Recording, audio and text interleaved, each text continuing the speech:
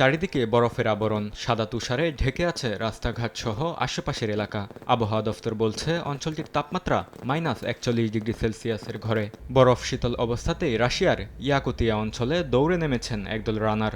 স্থানীয় সময় শনিবার অঞ্চলটির আইমিয়াকন জেলায় সপ্তমবারের মতো অনুষ্ঠিত হয় আইমিয়াকন দ্য পোল অফ কোল্ড নামের শীতকালীন ম্যারাথন। আয়োজকেরা জানান টমটুর গ্রাম থেকে 50 কিলোমিটার এবং 42.2 কিলোমিটার দূরত্বের দুইটি ভাগে দৌড় শুরু হয়। প্রতিযোগিতায় অংশ নেন অন্তত অর্ধশত দৌড়বিদ। ছিলেন রুশ জাতীয় ফুটবল দলের সাবেক অধিনায়ক। নিজের বয়স ভিত্তিক বিভাগে প্রথম হন এই অ্যাথলেট। 50 মিটার দৌড় 4 ঘন্টা 45 মিনিটে শেষ করে জানান, প্রতি বছর এই ম্যারাথনে অংশগ্রহণকারীর সংখ্যা বাড়ছে। পথটা খুবই দারুণ। আমার মনে হয় ওইমিয়াকনকে ঘিরে আগ্রহ প্রতি বছরই বাড়ছে।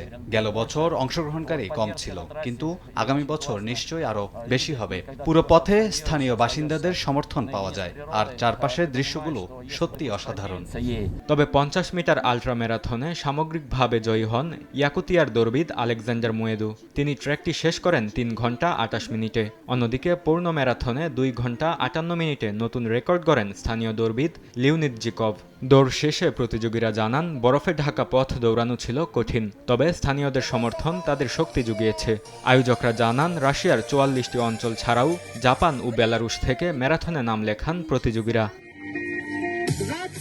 বরকতুল্লাহ, সময় সংবাদ।